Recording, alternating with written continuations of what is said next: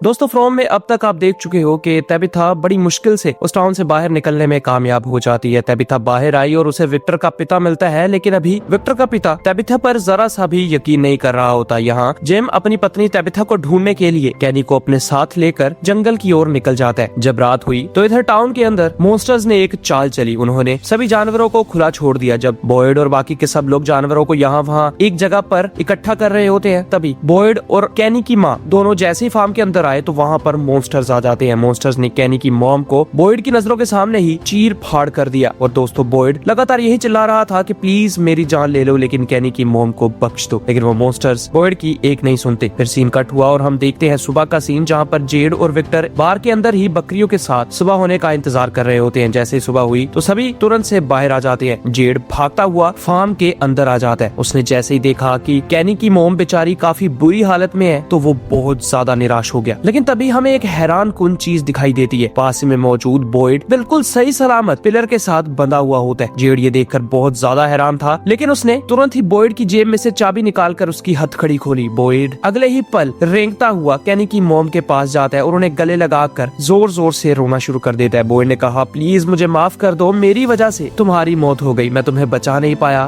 Please मुझे माफ कर दो। जेड भी ये सब कुछ देख रहा था, लेकिन उसे ये समझ नहीं आती कि आखिर मॉन्स्टर्स ने कैनी की मॉम को चीर फाड़ कर डाला, लेकिन बॉयड को एक खरोच तक नहीं आई। ऐसा आखिर किस तरह पॉसिबल हो सकता है। खैर सीन शिफ्ट होता है बेचारे कैनी पर, जिसकी कैबिन के अंदर आंख खुलती है। उसने देखा कि जिम अब कैबिन में मौजूद नहीं है, इसलिए तुरंत ही वो यहाँ वहाँ जिम को ढूंढना शुरू कर देता है। कुछ ही दूर जंगल में यहाँ वहाँ भटकने के बाद आखिरकार उसे जिम दिखाई दे गया। दोस्तों जिम जिस जगह पर खड़ा था वहाँ पर पता नहीं किस तरह से काफी ज्यादा हरी भरी सब्जियां मौजूद है, जिस चीज को देखकर कैनी हक्का बक्का तो हो गया, लेकिन साथ ही में इतना ज्यादा खुश हुआ कि अब उन्हें खाने लायक काफी सब्जियां मिल चुकी हैं। तो अगली फसल आने तक ये सब्जियां उनके लिए काफी हेल्पफुल साबित होंगी। फिर सीन कट होके हम देखते हैं असली दुनिया का सीन, जहाँ पर तबिथा विक्टर के पापा के साथ उनके घर में पिछली रात गुजारती है। तबिथा की आंख जैसे ही खुली तो हमने देखा कि विक्टर के पिता ने, जिनका नाम डेविड था, उन्होंने बंदूक को तबिथा पर तान रखा था। उन्होंने कहा, देखो तुमने जो कुछ भी बका है मुझे उस पर जरा सा भी यकीन नहीं है, तो प्लीज अब चुपचाप सब कुछ सच सच बता दो कि तुम्हें मेरे बेटे का, जो मेरा बेटा आज से 25 साल पहले मर चुका था, उसका लंच बॉक्स तुम्हें कहाँ मिला। जिस पर तबिथा अब शुरू से सब कुछ सच सच बताना शुरू कर देती है। तबिथा ने कहा, मैं अपने परिवार के साथ खुशी खुशी एक ट्रिप पर जा रही थी। रास्ते में हमें एक पेड़ दिखाई दिया, इसीलिए हमने शॉर्टकट लेने की सोची, लेकिन हम जिस शॉर्टकट पर अपनी कार से सफर कर रहे थे वो कार बार बार एक ही टाउन में चली जाती थी। मुझे नहीं पता कैसे, लेकिन ये सच था। उस टाउन में ना तो कोई अपनी मर्जी से बाहर जा सकता है और ना ही उस टाउन में आप अपनी मर्जी से रात के समय बाहर घूम सकते हो। मॉन्स्टर्स आते हैं और उनका जब जी चाहे हमें चीर फाड़ कर देते हैं। दोस्तों तबिथा की ये सभी बातें सुनकर विक्टर के पिता डेविड को बहुत ज्यादा गुस्सा आता है। डेविड ने कहा, एक तो साली जिंदगी इतनी घटिया है और ऊपर से तुम पता नहीं कहां से टपक पड़ी और मेरे साथ ये भद्दा सा मजाक कर रही हो। मुझे तो लगता है कि तुम पागल हो, इसीलिए अपना इलाज विलाज कराओ। मुझे तो बस इतना जानना है कि मेरे बेटे का लंच बॉक्स तुम्हारे पास क्या कर रहा है। जिसके जवाब में अब तबिथा कहती है, अच्छा आपको किसने बताया कि आपका बेटा मर चुका है। जिसके जवाब में डेविड ने कहा, आज से 25 साल पहले मेरी बीवी और विक्टर दोनों एक शादी का फंक्शन अटेंड करने के लिए गए थे, लेकिन उसके बाद वो कभी वापस नहीं आए। ये सुनते ही तबिथा को पूरा यकीन हो गया कि जब वो शादी का फंक्शन अटेंड करने गए होंगे तभी वो उस टाउन के अंदर गलती से फंस गए होंगे। इसी के साथ सीन कट होता है और हम देखते हैं सैरा को, जो अब क्रिस्टी के पास आई थी। सैरा ने क्रिस्टी को कहा, कैनी की मॉम कल रात मारी गई। ये सुनते क्रिस्टी बहुत शौक में आ जाती है और वो तुरंत ही ये सब कुछ जेना को बता देती है। यहाँ हम देखते हैं बॉयड को, जो अब जेड की मदद से बेचारी कैनी की मॉम को फार्म से वापस टाउन में लाते हैं। सब लोग कैनी की माँ की इतनी बुरी हालत देखकर बहुत ज्यादा दुखी थे और इतने ज्यादा डरे भी कि आखिर पता नहीं अगला नंबर किसका होगा। फिर बॉयड और जेड दोनों कैनी की माँ को चर्च के अंदर ले आते हैं। कैनी की माँ की गर्दन टूट चुकी थी, उस बेचारी की बॉडी पहचान में नहीं आ रही होती, जिस वजह से बॉयड काफी मुश्किल से कैनी की माँ को उठाता है और चर्च में ले आता है। दोस्तों बॉयड को ये भी बहुत ज्यादा परेशानी थी कि आखिर बेचारा कैनी जब टाउन के अंदर आएगा तो उसे बॉयड क्या मुंह दिखाने वाला है। पहले बेचारे कैनी का पिता मारा गया और अब उसकी मॉम, और तो और कैनी जो इन टाउन वालों की मदद करने के लिए, यानी जिम की मदद करने के लिए अपनी जान पे खेल के जंगल में गया है, उस बेचारे के साथ सिर्फ और सिर्फ बुरा ही हो रहा है। तभी बॉयड वहाँ से बाहर आ गया और उसे कल रात जो हुआ उसके बारे में विजन्स आना शुरू हो जाते हैं। उसकी नजरों के सामने किस तरह मॉन्स्टर्स हंसते खेलते हुए बेरहमों की तरह कैनी की माँ की बोटी बोटी अलग कर रहे थे। तभी वहाँ पर भागती भागती डोना आई, जो बॉयड से कहती है, आखिर ये सब कुछ हो कैसे गया। लेकिन बॉयड डोना की किसी बात का जवाब दिए बिना ही पुलिस स्टेशन में चला जाता है। यहाँ हम देखते हैं जूली और ईथन को, जो कैनी की मॉम को याद करके बहुत ज्यादा रो रहे थे। तभी वहाँ पर विक्टर आया, जो तुरंत ही अपने सामान को पैक करना शुरू कर देता है और ईथन के लाख मना करने के बावजूद भी विक्टर वहाँ वहाँ से चला गया। इधर हम देखते हैं डेविड और तबिथा को, जहाँ पर तबिथा के कहने पर डेविड ने अब इंटरनेट पर सर्च की और उसे फाइनली तबिथा और उसकी पूरी फैमिली की मिसिंग रिपोर्ट मिल जाती है। वो रिपोर्ट एक न्यूज की शक्ल में इंटरनेट पर पुलिस की द्वारा डाली गई है, लेकिन अभी भी डेविड को तबिथा पर पूरा यकीन नहीं होता। वो तुरंत ही शराब की बोतल निकालकर उसे लगातार पीना शुरू कर देता है। तबिथा ने डेविड को कहा, तुम्हें ठंडे दिमाग से सोचना होगा और शराब को नीचे रखना होगा। लेकिन डेविड कहता है, देखो तुम लोग मिसिंग तो हुए हो, तुम लोगों ने उस टाउन में जिन लोगों को भी देखा वो सब के सब मिसिंग है, लेकिन ये मैं कैसे मान लूं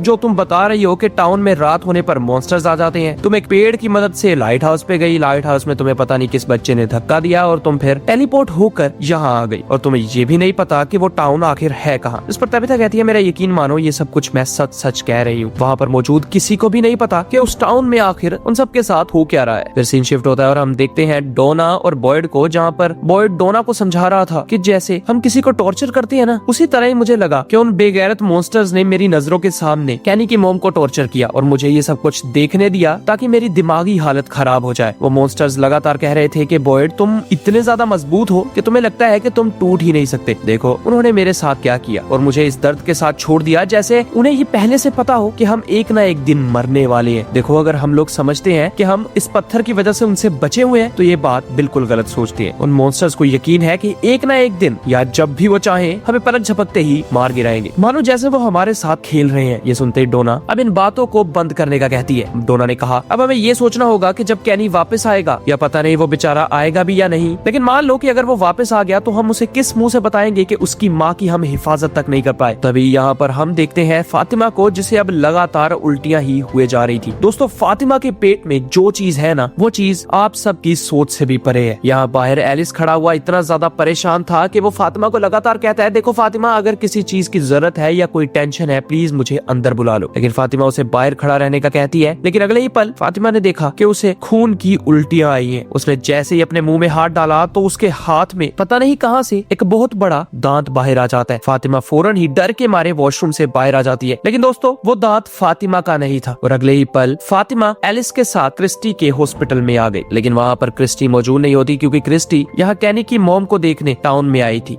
इधर हम देखते हैं क्रिस्टी को, जो बॉयड के पास खड़ी हुई कल रात जो हुआ उसके बारे में पूछने लगती है, लेकिन बॉयड फिलहाल क्रिस्टी को कुछ नहीं बताता। बॉयड ने कहा, देखो हमें कैनी की मॉम की हालत सुधारनी होगी, इसलिए तुम्हें हिम्मत से काम लेकर कैनी के लिए ये सब कुछ करना पड़ेगा। दोस्तों इतना कम नहीं था कि अगले ही पल उन दोनों ने देखा कि बेचारा कैनी जिम के साथ टाउन में वापस आ चुका है। कैनी ने आते ही सबको सब्जियां दिखाई और कहने लगा, अभी तो बहुत ज्यादा सब्जियां जंगल में मौजूद है। लेकिन दोस्तों सभी टाउन वाले बेचारे कैनी को दुख भरी नजरों से देख रहे थे। जिम ने तुरंत ही बॉयड से पूछा, बताओ मेरे बच्चे किस तरह है, क्या वो ठीक है? बॉयड कहता है, फिक्र मत करो वो बिल्कुल ठीक है। लेकिन अगले ही पल कैनी ने बॉयड से पूछा, बताओ मेरी माँ किधर है? जिस पर बॉयड कैनी को कुछ जवाब नहीं देता। कैनी तुरंत ही विक्टर के घर में, यानी जहाँ पर उसकी माँ रहती थी, उस घर के सामने खड़ा होकर अपनी मोम को आवाजें देना शुरू कर देते। क्रिस्टी ने कैनी को सहारा देने की कोशिश की, लेकिन कैनी ने क्रिस्टी को धक्का दे दिया और बॉयड ने कहा, देखो कैनी हमें माफ कर दो। ये सुनते ही कैनी अपनी माँ के डाइनर की ओर जाने लगता है। अंदर आते ही वो बेचारा इतना ज्यादा शौक में था कि उसे यही नहीं पता होता कि अब वो कैसे रिएक्ट करे। उसके पीछे पीछे क्रिस्टी आती है और कैनी को कहती है, देखो तुम जितना चाहे उतना टाइम ले सकते हो। दोस्तों बेचारा कैनी किस्मत के मामले में बहुत ही ज्यादा बदकिस्मत था। उसका पिता मारा गया, उसकी माँ मारी गई, और तो और वो लड़की जिससे वो प्यार करता था वो भी अब उसकी नहीं है। इसे दुख भरे सीन को कट करके हमें दिखाया जाता है फातिमा और एलिस को, जहाँ पर जैना फातिमा का इलाज कर रही थी। जैना ने कहा, फातिमा देखो ये सब कुछ नॉर्मल है, प्रेगनेंसी में इंसान को वॉमिटिंग हो सकती है। लेकिन दोस्तों अभी भी एलिस और फातिमा ने जैना को सच बात नहीं बताई थी, जिस वजह से जैना सब कुछ नॉर्मल बताती है और उन दोनों को सब कुछ शांति से हैंडल करने का कहने लगी। दोस्तों यहाँ हम देखते हैं कैनी को, जो बेचारा लगातार बच्चों की तरह अपनी माँ को आवाजें दे रहा होता है कि मॉम प्लीज वापस आ जाओ, मुझे पता है आप कहीं छुपी हुई हो, तो प्लीज अपने बच्चे पर ये जुल्म ना ढाओ। मैं इतना मजबूत नहीं हूँ कि इतने ज्यादा दुख और दर्द को बर्दाश्त कर पाऊँ। लेकिन तभी क्रिस्टी कैनी को चुप करवाने आई तो कैनी ने कहा, प्लीज मुझ पे एक एहसान करो और यहाँ से दफा हो जाओ। तभी बेचारी क्रिस्टी डाइनर से बाहर चली जाती है। लेकिन अगले ही पल हमने देखा कि डाइनर में लगा हुआ रेडियो अब अपने आप चलना शुरू हो जाता है। कैनी ने उसे बंद करने की कोशिश की, लेकिन वो बंद होने का नाम ही नहीं ले रहा था। इसीलिए कैनी ने उस पर एक लोहे की ट्रे को दे मारा और वो रेडियो टूट कर बंद हो गया। यहाँ हम देखते हैं जिम को, जो अब वापस अपने घर आ चुका था। लेकिन जूली अब अपने पिता पर इतना ज्यादा गुस्सा थी कि वो भी उन्हें माँ की तरह छोड़कर चले गए। लेकिन जिम कहता है, तुम्हारी माँ छोड़ के नहीं गई थी, बल्कि तुम्हारे लिए ही अपनी जान जोखिम में डालकर अकेली ही जंगल में निकल गई। तो मैं भी बस उसकी तरह तुम दोनों का पिता और उसके पति होने होने का फर्ज अदा कर रहा हूँ। लेकिन जूली कहती है, मैं आपकी भावनाओं को समझती हूँ, लेकिन आप इस बात को भी समझिए कि हमारे पास अब आपके अलावा और कोई नहीं है, और रात को यहाँ मॉन्स्टर्स घुसाए थे, और मुझे माफ करना, मैं अब और ज्यादा ईथन की परवाह और उसकी रक्षा नहीं कर सकती। इतना कहकर जूली वहाँ से चली जाती है। दोस्तों यहाँ हम देखते हैं क्रिस्टी को जब कैनी की मॉम के पास चर्च में आ जाती है। क्रिस्टी ने कैनी की माँ की हालत देखी तो वो बेचारी अपने आप को संभाल नहीं पाई। वो जेड से कहती है, प्लीज मुझे माफ करना, मुझे नहीं लगता कि मैं इन्हें सिल पाऊंगी। मगर जेड क्रिस्टी को सहारा देता है और क्रिस्टी को कहने लगा, देखो मुझे पता है ये तुम्हारे लिए काफी ज्यादा मुश्किल है, लेकिन प्लीज तुम सोचो, अगर कैनी ने इन्हें इस हाल में देख लिया तो उस पर क्या बीतेगी, इसलिए हमें चाहे जितनी भी मुश्किल हो इनके हुलियों को ठीक करना ही होगा। दोस्तों अगले ही पल हम देखते हैं फातिमा और एलिस को जो अब कॉलोनी हाउस तक पहुंच चुके थे। मगर एलिस फातिमा को कहता है, तुम जाके आराम करो और मैं कैनी की मॉम की हालत देख के आता हूँ। और इतना कहकर एलिस वापस कॉलोनी हाउस से निकल गया। दोस्तों यहाँ पर हम देखते हैं फातिमा को जो कॉलोनी हाउस में जाने से पहले बाहर गली हुई सब्जियों को देखना शुरू कर देती है। दोस्तों यहाँ पर हम एक बहुत ही शॉकिंग सीन देखते हैं जहाँ पे फातिमा ने एक गले हुए आलू को उठाया और उसे बड़े मजे से खाना शुरू कर दिया, मानो जैसे यही उसकी खुराक हो। यहाँ सीन कट होता है और हम देखते हैं सैरा, क्रिस्टी और जेड को जो आहिस्ता आहिस्ता करके कैनी की माँ को सिलना शुरू कर देते हैं। लेकिन तभी हम देखते हैं कैनी को जो बेचारा बार के अंदर एक बड़े से बर्तन में शराब इकट्ठा कर रहा होता है। बर्ड उसके पास आकर उसे शराब पीने से रोकने लगा, लेकिन कैनी ने कहा, मैंने जिंदगी में शराब नहीं पी और अब भी नहीं पीऊंगा। दोस्तों कैनी का प्लान कुछ और ही था, इसलिए बॉयड कैनी को रोके बिना ही कैनी का साथ देता है और उसी गुफा के बाहर आ गया जिस गुफा में वो मॉन्स्टर्स दिन के टाइम सोते हैं। कैनी का प्लान था कि वो इस शराब को गुफा के हर एक कोने में फैला दे और फिर आग लगाकर यहाँ से भाग जाए ताकि वो कमीने मॉन्स्टर्स तड़प तड़प कर मारे जाए। अंदर जाने से पहले कैनी ने बॉयड से कहा, देखिए जब मेरे पिता मरे तो आपने मुझे मेरे पिता की तरह हर चीज में मेरा साथ दिया, लेकिन अब मेरी माँ मर चुकी है और मुझे नहीं पता कि मैं अब इस दुनिया में क्या करूँ। इस पर बॉयड ने उसे अपने पास आकर गले लगा लिया और फिर कैनी बेचारा फूट फूट कर रोने लगता है। यहाँ हम देखते हैं क्रिस्टी और जेड को जिन्होंने अब फाइनली कैनी की मोम को हर जगह से सिल दिया था और फिर वो जैसे बाहर जाने लगे तो उन्होंने देखा कि अब वहाँ पर कैनी और बॉयड चर्च के अंदर आ चुके हैं। कैनी तुरंत ही अपनी माँ के पास आता है और अपनी माँ की ये हालत देखकर रोना शुरू कर देता है। फिर सीन शिफ्ट हुआ और हम देखते हैं जूली को जो अब सैरा के पास आती है। जूली सैरा से शुक्रिया कहती है क्योंकि कल रात उसी ने ही जूली और ईथन की जान बचाई थी। इतना कहकर जूली वहाँ से चली गई और फिर हम देखते हैं सभी कॉलोनी हाउस और टाउन वालों को जो कैनी की मोम के फ्यूनरल पर आए होते हैं। सब लोग बहुत ज्यादा दुखी थे, लेकिन अब वो कर भी क्या सकते थे। फिर जैसे ही फ्यूनरल खत्म हुआ तो हम देखते हैं जिम को जो अपने घर आ जाता है, लेकिन वो जैसे किचन में गया तो अचानक से दीवार पर लगा हुआ फोन बजना शुरू हो जाता है। जिम ये देखकर बहुत ज्यादा हैरान था क्योंकि ये फोन बिना सिग्नल्स के तो चल ही नहीं सकता, लेकिन फिर भी डर के मारे जिम ने उस फोन को उठा ही लिया। फोन की दूसरी तरफ और कोई नहीं बल्कि जिम का अपना बेटा थॉमस बोल रहा था, वही बेटा जो पानी में डूब कर मर चुका है। थॉमस कहता है, डैड मॉम जिंदा है और वो इस घटिया से टाउन से बाहर जा चुकी है। ये सुनते ही जिम बहुत ज्यादा शॉक्ड हो गया और इसी के साथ ये एपिसोड यही खत्म हो जाता है। दोस्तों मुझे पता है कि ये एपिसोड इतना तगड़ा नहीं था, लेकिन अगले के एपिसोड बहुत कमाल होने वाले। थैंक्स फॉर योर टाइम दोस्तों।